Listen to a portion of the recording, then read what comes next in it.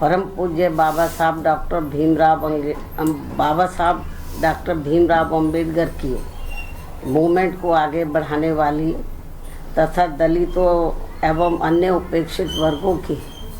बहुजन हिताय व बहुजन सुखाय के सिद्धांतों पर चलने वाली यहाँ एकमात्र अम्बेडकरवादी पार्टी केवल बीएसपी है। और जब से इस पार्टी के सांसद व विधायक आदि बने हैं तथा यूपी जैसे विशाल राज्य में भी ये पार्टी कई बार सत्ता में आई है, तो तब से केंद्र व राज्यों की भी सत्ताधारी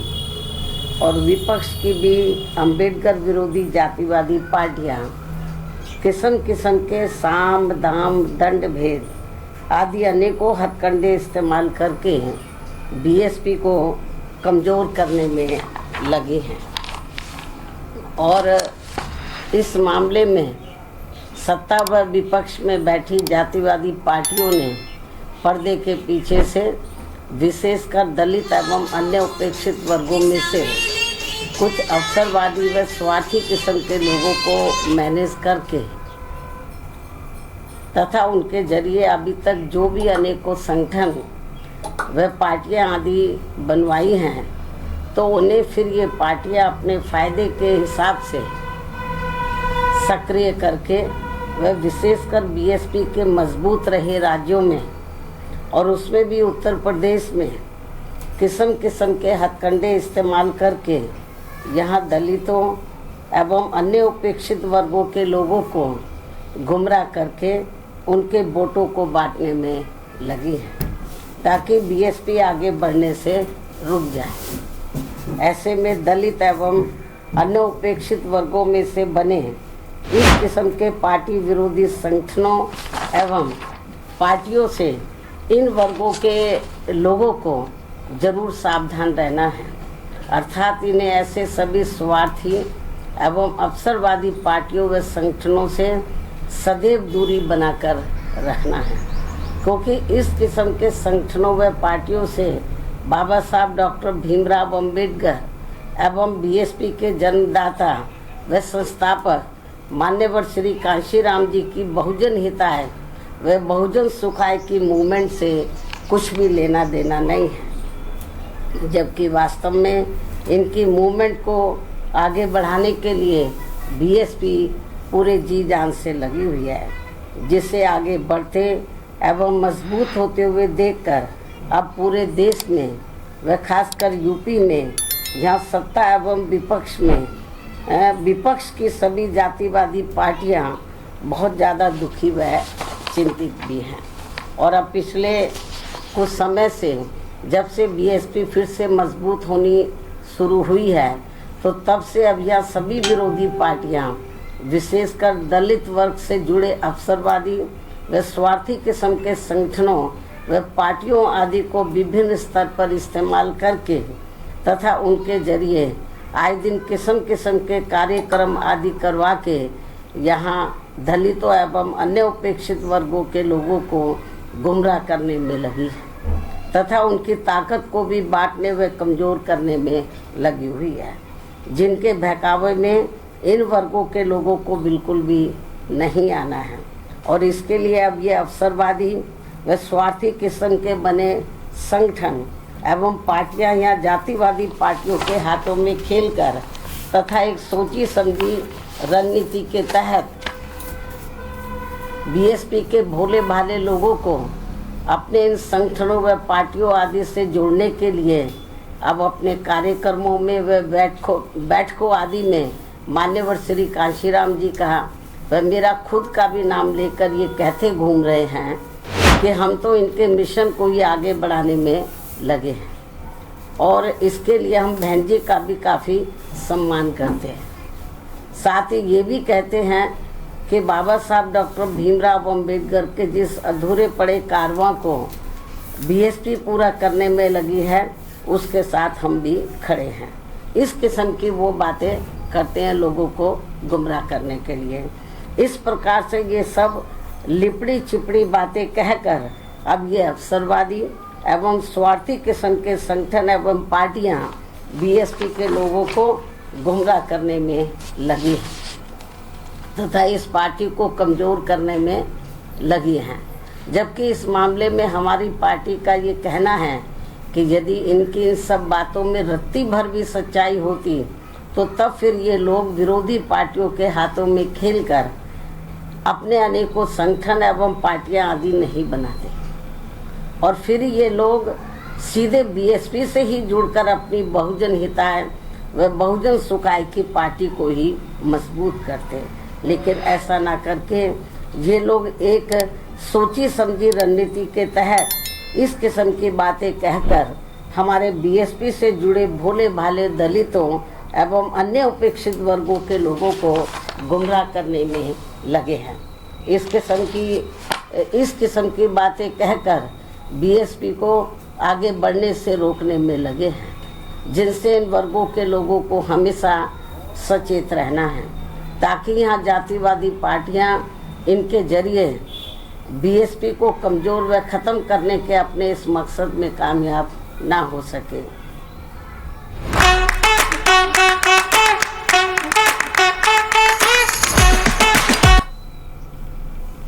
इतना ही नहीं बल्कि अब ये विरोधी पार्टियां इनसे अनेकों और भी हथकंडे इस्तेमाल करवा सकती हैं ताकि फिर देश में बीएसपी का अस्तित्व ही ना के बराबर रह जाए। इसके साथ ही अब तो ये जातिवादी पार्टियां अपने राजनीतिक लाभ के लिए इन स्वार्थी व अवसरवादी संगठनों एवं पार्टियों को जिंदा रखने के लिए चुनाव में अपने वोट भी ट्रांसफ़र करा के इनके अब एक आधी एमपी व एमएलए भी जितवा कर भेज रही है। इतना ही नहीं बल्कि ईवीएम में भी धांधली करा के अब बीएसपी के उम्मीदवारों को जीतने भी नहीं दे रही हैं ताकि दलित एवं अन्य उपेक्षित वर्गों के लोगों का बीएसपी से मोह भंग हो जाए। हालांकि ईवीएम में धांधली को लेकर अब विपक्ष की पार्टियां भी काफ़ी कुछ बोल रही हैं। ऐसे में अब हमारी पार्टी सहित अधिकांश विपक्ष की पार्टियां भी यही चाहती हैं कि देश में सभी छोटे बड़े चुनाव पूर्व की तरह ही बैलेट पेपर के जरिए होने चाहिए, जो वर्तमान सरकार के रहते तो संभव नहीं हो सकता। लेकिन उम्मीद है कि सत्ता परिवर्तन होने के बाद ये सब संभव हो जाए। इसलिए ऐसी संभावना के चलते अभी अपनी पार्टी के लोगों को भी कतई निराश नहीं होना है, बल्कि इनको अपनी पार्टी को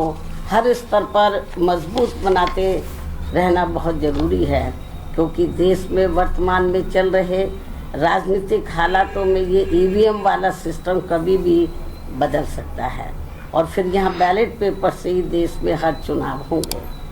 और ऐसा हो जाने पर फिर बीएसपी के भी अच्छे दिन पुनः वापस लौट आएंगे। इस उम्मीद के साथ ही पार्टी के लोगों को यहाँ जातिवादी पार्टियों के इशारों पर बने ऐसे सभी अवसरवादी एवं स्वार्थी किस्म के संगठनों एवं पार्टियों आदि के हथकंडों से सावधानी बरतते रहना बहुत ज़रूरी है। इसके साथ ही पार्टी के लोगों को अपनी एकमात्र हितैषी पार्टी बीएसपी के जनाधार को बढ़ाने की तरफ भी इन्हें विशेष ध्यान देना है ताकि फिर अपनी ये पार्टी खासकर यूपी में पुनः पूर्ण बहुमत के आधार पर सत्ता में आसीन हो सके, जो ये सर्वजन के हित में होना यहाँ बहुत ज़रूरी है। इसलिए कांग्रेस, बीजेपी व सपा आदि इन पार्टियों के सहारे व इशारे पर चलकर दलित एवं अन्य उपेक्षित वर्गों की एकता व इनकी एकमात्र हितैषी एवं अम्बेडकरवादी पार्टी बीएसपी को कमज़ोर करने वाले ऐसे सभी अवसरवादी व स्वार्थी संगठनों एवं पार्टियों के नेता चाहे अपने निजी स्वार्थ में सांसद, विधायक व मंत्री आदि क्यों ना बन जाएं, तो भी इससे इन वर्गों के लोगों का कुछ भला होने वाला नहीं। इसके अलावा यहाँ मैं ये भी कहना चाहूँगी कि पिछले कुछ समय से हमें ये देखने के लिए मिल रहा है कि देश की राजनीति में एक दूसरे के विरुद्ध द्वेष, विद्वेष, संकीर्णता व मुकदमेबाजी आदि की नकारात्मकता इस हद तक बढ़ गई है कि आए दिन नेताओं के बीच किसी न किसी विषय को लेकर होने वाली असभ्य एवं अभद्र आचरण से जनता काफ़ी हैरान व दुखी भी है कि अतः वर्तमान में चल रहे ऐसे हालातों में इन लोगों से सही जन व देश हित भला फिर कैसे संभव हो सकता है, जबकि वास्तव में देश में ऐसा फैला विषैला माहौल सीधे तौर पर यहाँ के विकास व आत्मनिर्भरता के प्रयास को बाधित कर रहा है तथा देश के धनासेठों की संपत्ति अब ज़्यादातर विदेशी निवेश में जाने लगी है, जिससे यहाँ की अपार गरीबी, बेरोजगारी, अशिक्षा व पिछड़ापन आदि के ज्वलंत समस्याएं और भी ज़्यादा गंभीर होती जा रही हैं। और इस बीच भारतीय अर्थव्यवस्था में अस्थिरता की मिल रही खबरें भी अति चिंतनीय हैं। देश के जीडीपी ग्रोथ में गरीब बहुजनों की उचित भागीदारी न होना अर्थात देश के विकास में सब समाज का हित निहित नहीं होना, ये वास्तविक कारण है जो सबके विकास को अपेक्षित संतोष नहीं दे पा रहा है। इसलिए सबका विकास होना जरूरी है। साथ ही देश के गरीबी एवं बेरोजगारी मुक्त बहुअपेक्षित विकास यानी कि सुखी संपन्न लोगों के विकसित भारत के निर्माण में केंद्र की बहुजन हितैषी नीतियों के साथ साथ राज्यों के गुड गवर्नेंस की भी भरपूर भूमिका न होना ये भी सोचने की बात है, जबकि यूपी जैसे बड़े राज्यों को भी सबके विकास का दायित्व निभाना अत्यंत आवश्यक है। इतना ही नहीं बल्कि वर्षों से अपने देश की सीमाएं भी पूरे तौर से सुरक्षित नहीं होने के कारण यहाँ समय समय पर आतंकवादी वारदातें भी आए दिन घटित होती रहती हैं। अभी हाल ही में पहलगाम की हुई ताज़ा घटना इस बात का खास उदाहरण है, जो अति दुखद व चिंतनीय भी है, जिस पर इस समय देश में काफ़ी राजनीति भी की जा रही है। ये भी बड़े दुर्भाग्य की बात है जो नहीं होनी चाहिए। वहीं दूसरी तरफ अब देश में कोरोना का भी तेज़ी से प्रकोप बढ़ रहा है, जिसके रोकथाम के लिए भी सभी राज्य सरकारों को विशेष ध्यान देना चाहिए। साथ ही देश में लगातार बढ़ रही गरीबी एवं महंगाई आदि ने भी लोगों को अब काफ़ी तोड़कर रख दिया है। इनके साथ साथ इस समय देश के कुछ भागों में भारी वर्षा व तूफान आदि आने की वजह से भी लोग बहुत ज़्यादा मुश्किल में हैं। इन सब मामलों में भी केंद्र व राज्य सरकारों को जरूर ध्यान देना चाहिए। साथ ही सरकारें कार्यक्रमों के प्रति गंभीर व संवेदनशील न होने के कारण आए दिन मच्छी भगदड़ में हो रही मौतें भी अति चिंता की बात है। इस ओर भी सरकारों को जरूर ध्यान देना चाहिए। अब मैं अपनी बात यहीं समाप्त करती हूँ।